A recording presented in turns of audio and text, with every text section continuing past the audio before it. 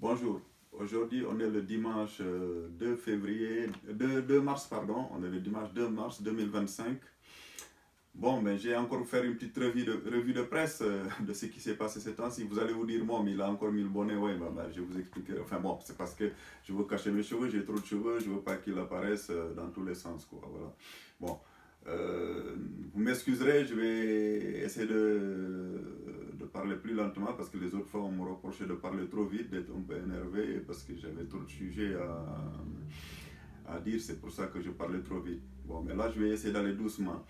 Là, il y a quelques jours, j'ai appris que le président américain, le président états-unien, M. Donald Trump, a bloqué les avoirs des présidents africains aux États-Unis. C'est-à-dire que leurs avions, leurs hélicoptères, leurs maisons et tous leurs biens, quoi. Donc il les a bloqués, quoi. Il les a bloqués. Il a interdit aux présidents africains, aux ministres africains d'acheter des biens aux États-Unis. Et il a empêché aussi leurs enfants d'aller faire des études là-bas et au président d'aller se faire soigner là-bas. Mais moi, je trouve qu'il a raison. Il a raison d'empêcher aux enfants de ces gens-là d'aller étudier là-bas. Comme ça, ils s'occuperont de leur université, de leurs écoles. Parce que s'ils envoient leurs enfants faire étudier ailleurs, ben c'est que les enfants des pauvres n'y vont pas. Hein. Ça a toujours été comme ça en Afrique, enfin dans la plupart des pays africains. Et s'ils vont se faire soigner ailleurs aussi, c'est que ils laissent leurs hôpitaux délabrés. Hein, laissent leurs hôpitaux se délabrer. Parce que si vous êtes confiant dans votre hôpital, dans vos médecins, pourquoi vous ne vous faites pas soigner dans votre pays? Parce qu'aux États-Unis, le président, quand il est malade, il ne va pas se faire soigner en Arabie Saoudite, ni en Russie, ni en France. Le président français, quand il est malade en France, il ne va pas se faire soigner ni au Royaume-Uni, ni en Allemagne, ni aux États-Unis, ni ailleurs. Hein. Et pourquoi les présidents africains, eux, ils vont se faire soigner ailleurs alors qu'ils ont de bons médecins? Mais c'est parce qu'ils ont pillé les deniers de l'État pour aller investir ailleurs. Ce qui fait que tous les hôpitaux sont délabrés. S'ils envoient leurs enfants étudier ailleurs, c'est aussi parce que ils ont laissé les universités et les écoles se délabrer. Voilà la raison pour laquelle, s'ils s'occupaient de leur pays, il n'y aurait peut-être pas eu tout ça. Donc là, je suis d'accord avec lui. En revanche, la seule chose sur laquelle je ne suis pas d'accord avec lui, c'est s'il bloque ces avoirs des présidents africains, mais est-ce qu'il le bloque provisoirement pour rendre l'argent aux Africains, vendre les biens et rendre l'argent aux Africains? Parce que l'argent, en fait, n'appartient pas aux États-Unis. Hein. Hein, c'est de l'argent qui a été volé aux Africains. Donc il faut que cet argent-là retourne en Afrique, enfin selon chaque pays, quoi, dans chaque pays. Si c'est de l'argent qui vient du Sénégal qui rentre au Sénégal, si c'est de l'argent qui vient du Gabon qui rentre au Gabon, si c'est de l'argent qui vient du Congo qui rentre au Congo, enfin qu'il soit remis au Congo. Hein. Voilà, c'est comme ça qu'il devrait faire s'il veut être juste. Hein. Après, je ne sais pas ce qu'il veut faire de ces biens qu'il a bloqués. Hein. Normalement, s'il est vraiment juste, il devrait rendre les biens aux Africains, parce que ce n'est pas un bien des États-Unis, parce que l'argent qui a été utilisé pour acheter ces biens-là vient de l'Afrique. Donc ça ne vient pas des États-Unis. Il ne faut pas que cet argent-là enrichisse le trésor des États-Unis. Hein. Donc voilà, et j'avais entendu une deuxième chose, oui, je vais vous faire une revue de presse, hein, un tout petit peu de tout ce que j'ai entendu. Il y a une autre chose, parce qu'apparemment les États-Unis se sont fâchés avec l'Afrique du Sud, parce que soi-disant que l'Afrique du Sud fait du racisme anti-blanc, parce que là-bas l'État sud-africain essaie de partager les terres qu'occupent la plupart des blancs aux noirs, quoi, parce que les noirs avaient moins de terrain et ils voulaient faire une répartition juste et égalitaire. Et Donald Trump a estimé que c'était du racisme anti-blanc. Mais bon, ça ne tient pas debout. Hein. Donc, est-ce qu'il est influencé par Elon Musk? Parce qu'il faut savoir que Elon Musk, c'est un Sud-Africain. Hein. Il est issu d'Afrique Sud. Il est né, il a grandi en Afrique du Sud. Est-ce il a été influencé par Elon Musk? Je ne sais pas. Donc, voilà. Tout est-il que il dit qu'il voilà, il va sanctionner l'Afrique du Sud, il va leur supprimer l'aide d'Afrique du Sud qui est de à peu près 400 millions de dollars. Voilà, parce que les Sud-Africains font du racisme, le gouvernement sud-africain fait du racisme anti-blanc et qu'il voudrait même que tous les blancs qui sont en Afrique du Sud partent aux États-Unis, il leur offrirait l'asile, quoi. Alors qu'il est en train de chasser tous les immigrés. Disons la plupart des immigrés aux États-Unis, il veut que les blancs y aillent. Donc, vous voyez, c'est une forme quand même, enfin, c'est un peu bizarre sa façon de faire. Bon, d'un côté, c'est un président qui fait bien par certains côtés, mais par d'autres côtés, il fait n'importe quoi quand même. Et l'Afrique du Sud lui a répondu que voilà, de toute façon, à partir de maintenant, aucun produit américain, aucune entreprise américaine n'investira plus en Afrique du Sud et l'Afrique du Sud ne vendra plus rien aux États-Unis. Voilà, donc il y a ce souci-là entre l'Afrique du Sud et les États-Unis. Et il faut savoir que l'Afrique du Sud est fâchée aussi avec les États-Unis, je pense, par rapport au fait que l'Afrique du Sud est le seul pays au monde, enfin, c'est le seul pays au monde qui a déposé une plainte contre Israël au niveau de la CPI, hein, de la Cour pénale internationale et de la Cour de justice, Cour internationale de justice, la CIJ. Donc, je pense que ça, c'est les Israéliens qui ont influencé Donald Trump là-dessus. Bon, on n'en parle pas beaucoup, mais à mon avis, il doit y avoir là-dessous, quoi. Donc, les Israéliens ont dû influencer Donald Trump pour qu'il qu'il supprime l'aide américaine à l'Afrique du Sud. Donc, parce que comme les États-Unis considèrent Israël comme leur 51e État, donc voilà, donc là, ce qui fait que tout ce que va faire Donald Trump est influencé par les Israéliens. Parce qu'il faut savoir que, quoi qu'on dise, Israël quand même est très influencé par l'AIPAC, hein, l'AIPAC qui est la plus grande organisation sioniste aux États-Unis, ainsi que l'Anti-Diffamation League. Hein. Donc c'est des organisations très puissantes là-bas. Et en plus, il y a aussi les évangélistes sionistes messianistes qui ne sont pas juifs, mais qui sont très très pro-israéliens. Voilà, donc c'est ces gens-là qui font peut-être pression lui. Après, je ne sais pas s'ils y arriveront en permanence. Il va peut-être réfléchir dans quelques temps et il va trouver que voilà, c'est pas normal que ça se fasse comme ça. Mais bon. Et donc là, je pense que s'il veut supprimer l'aide à l'Afrique du Sud, c'est lié à cela, quoi. Enfin, bon, ça, c'est mon idée principale, hein. C'est mon idée principale, voilà, personnelle. Je peux me tromper, mais je crois qu'il y a de tout ça.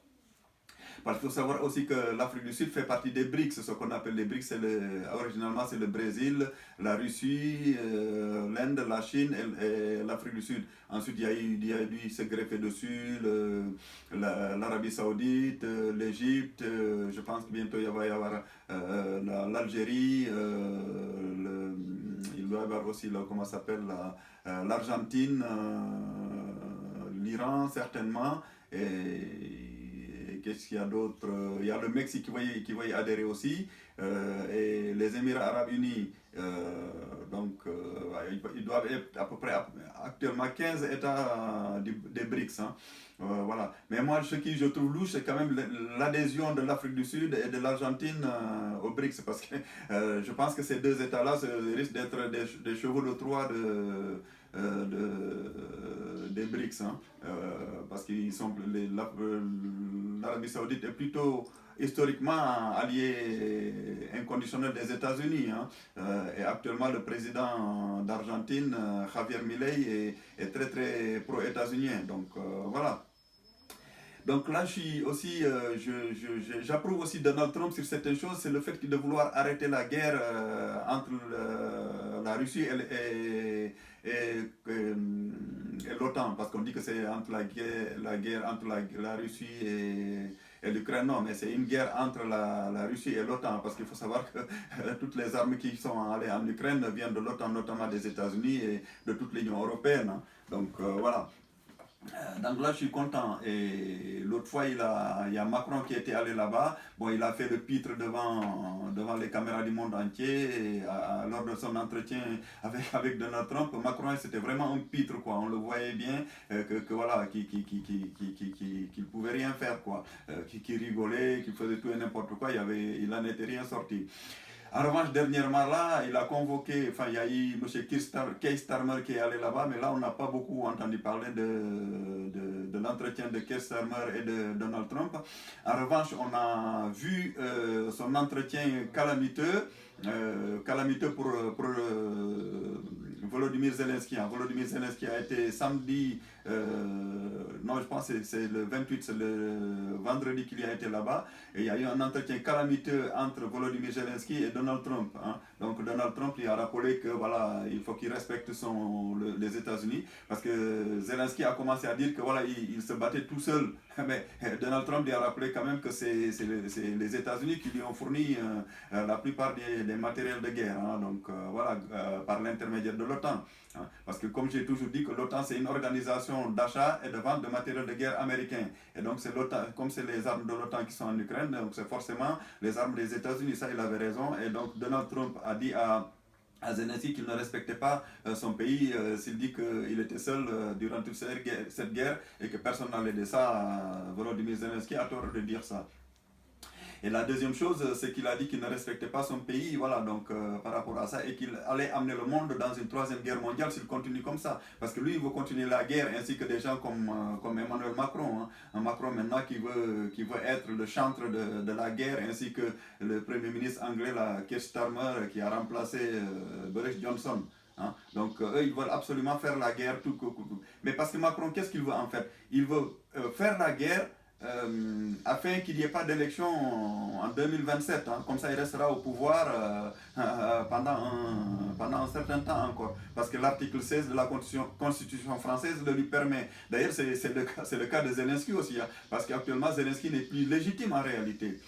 Parce qu'il n'a pas, normalement, je pense que son mandat s'arrêtait en mai 2024. Donc il a prolongé son mandat et donc il n'y a pas eu d'élection en Ukraine. Et Macron, il va faire pareil en France. Et actuellement, il y a une polémique aussi entre la France et l'Algérie, parce que les Algériens ne veulent pas reprendre leurs immigrés qui sont sous OQTF en France, mais ce n'est pas parce qu'ils ne veulent pas reprendre leurs immigrés, non, c'est qu'ils ne veulent pas les reprendre dans n'importe quelle condition. C'est ce qu'a expliqué les Algériens à l'État français. Donc parce qu'ils n'ont pas respecté la légalité. C'est ce qu'a dit l'Algérie, hein, parce qu'il y a un des messieurs qu'ils ont renvoyé là-bas sans que l'Algérie n'ait délivré le laissez-passer consulaire. Bien évidemment, l'Algérie a dit que non, vous n'avez pas respecté la loi, ben, on ne le reprend pas. Il y a un autre qu'on devait aussi renvoyer en Algérie. Mais là, c'est les juges français eux-mêmes qui ont dit non, il n'a pas à être renvoyé parce que ce monsieur-là, il est en France depuis 15 ans et qu'il est marié à une Française et qu'il a des enfants français. Hein. Donc, malgré qu'il soit algérien, ben, il ne peut pas être renvoyé parce qu'il est en France depuis 15 ans. C'est ce que dit la loi. Hein. D'ailleurs, le juge a rappelé ça à M. Rotailleux parce que M. Rotailleux, lui, il montre des muscles par rapport à l'Algérie en disant que les Algériens ont humilié la France, l'Algérie a humilié la France. Non, l'Algérie n'a pas humilié la France. L'Algérie a humilié peut-être M. Rotailleux et M. Darmanin et monsieur François Bayrou, mais il n'a pas humilié la France. Non, il faut arrêter ça.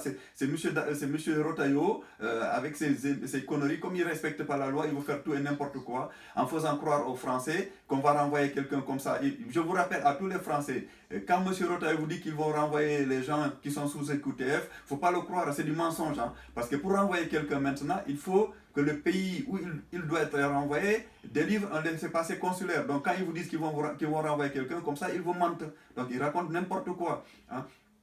Donc, parce que ce gouvernement-là, il est vraiment à l'affût, c'est des incompétents qui nous dirigent. Hein. Les Rotaillot, Rotaillot, c'est pour ça qu'ils montrent les muscles par rapport aux immigrés, mais c'est des incompétents. Hein. Regardez, même le ministre des Affaires étrangères, là, M. Jean-Noël Barrot, mais c'est un nul. L'autre fois, on lui demandait s'il va parler à M. Poutine. Il dit non, aujourd'hui non. Mais ça ne ressemble à rien. C'est vraiment, on a un gouvernement de clampin, quoi. Hein? Donc, vous savez, il y a quelqu'un qui disait un jour, comment ça s'appelle là, que la France est gouvernée par des individus qui gèrent un État qui colonise la France. Et actuellement, c'est exactement la même chose. La France est gouvernée est gérée par un gouvernement, enfin l'État français est géré par un gouvernement qui colonise la France. Hein. C'est pas tous les Français qui sont d'accord sur tout. Hein. Donc l'État français, c'est une colonie dans la France elle-même. Et c'est le gouvernement qui gère ça, qui pille l'argent des Français et qui est en train de nous envoyer dans le mur et de nous faire la guerre, de vouloir qu'on aille dans une troisième guerre mondiale. Hein. Parce que là, je vous dis que Emmanuel Macron ainsi que le Premier ministre anglais et je pense le nouveau chancelier allemand, ils vont vouloir faire la guerre. Mais la plupart des pays européens, ils ne sont pas d'accord. Hein. Donc les États-Unis veulent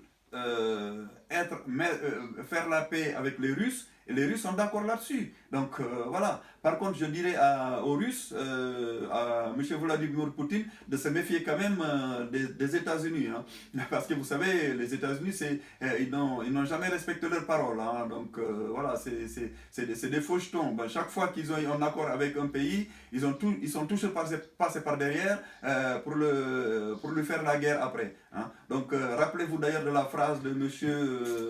Henry Kissinger, qui était l'ancien conseiller de Jimmy Carter. Il avait dit: être l'ennemi des États-Unis, c'est dangereux, mais être leur ami, c'est mortel. Donc les Russes doivent réfléchir à ça, doivent y méditer à cette phrase-là. Donc être l'ennemi des États-Unis, c'est dangereux, mais être leur ami, c'est mortel. Voilà. Donc avis aux Russes. Donc il faut quand même vous méfier des États-Unis, même si vous signez un accord de paix avec eux. Hein. Donc voilà. Bon, j'espère quand même que ce nouveau président américain, malgré que, bon, des fois, c'est vrai qu'il est un peu foutraque, il faut reconnaître, par certains côtés, il fait de bonnes choses, par d'autres côtés, il fait quand même des choses qui ne sont pas toujours appréciables. Notamment quand il a critiqué M. Zelensky. Bon, c'est vrai qu'il a rappelé certaines choses à M. Volodymyr Zelensky, mais bon, la seule chose que je n'ai pas appréciée, c'est sur son habillement. Hein. Donc, on ne critique pas quelqu'un sur son habillement ou sur son individu, quoi. Ben, on ne critique pas la personne, la personnage de quelqu'un, la taille, l'aspect, bon, voilà. Bon, qu'il le critique, ok, mais sur son accoutrement, il n'avait pas à le critiquer. On s'habille comme on veut. Hein. Donc, voilà, du moment qu'il ne pue pas, il n'y a pas de raison. Donc, il les indisposait pas par rapport à une odeur quelconque. Voilà, ben, c'était tout ce que j'avais à dire aujourd'hui. Merci beaucoup et essayez de m'excuser si j'ai ce bonnet et ces lunettes là, c'est pas pour me cacher. Et voilà, donc voilà, et à la prochaine. Merci beaucoup.